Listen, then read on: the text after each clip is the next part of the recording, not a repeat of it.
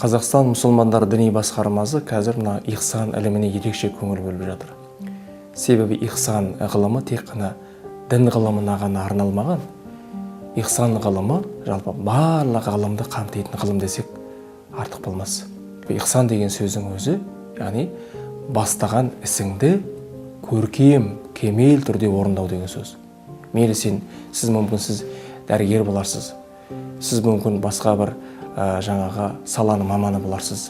Қысқасы сіз қай саланы маманы болмаңыз, сіз сол өз салаңызды кемеліне жеткізіп, жаңағыдай шыңына жеткізіп орындауыңыз, мінекей сол істі ихсан кемеліне жетіп орындаған іс деп бағалайды. Ихсан деген сөздің өзін қайтын болсақ, жалпы Алла тағаланы көріп тұрғандай құлшылық ету. Әрине біз Алла тағаланы көре алмаймыз ғой. Ендеше Алла мені көріп тұр деп орындау деген екен.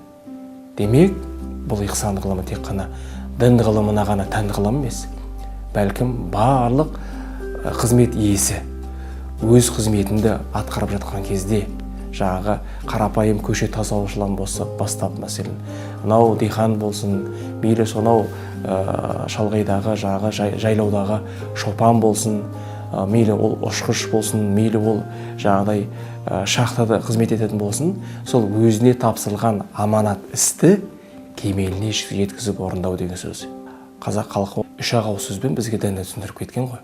Осы үш ауыз сөздің үстіне дінді сыйғызып жіберген. Бұл халқымыздың даналығы, бұл біздің халқымыздың өте көрегенділігі, дінді өте терең түсінгендігі деп бағалауға болады. Яғни обал болады, ұят болады, жаман болады деген секілді осындай кәдімгі қысқа сөздермен осы ұрпақты сақтап келген. Үш ауыз сөзбен ұрпағын жаңағыдай тентегін тезге салып, осылай ұрпақты тәрбиелеп келген. Ихсан ғылымының екінші баламасы арылымы біл. Бұны шәкәрім ар әлемі дейді. Яғни сен ар алдында жауап бер. Жақсы, сот алдында емес, ар алдында мәселен. Ар деген яғни иман.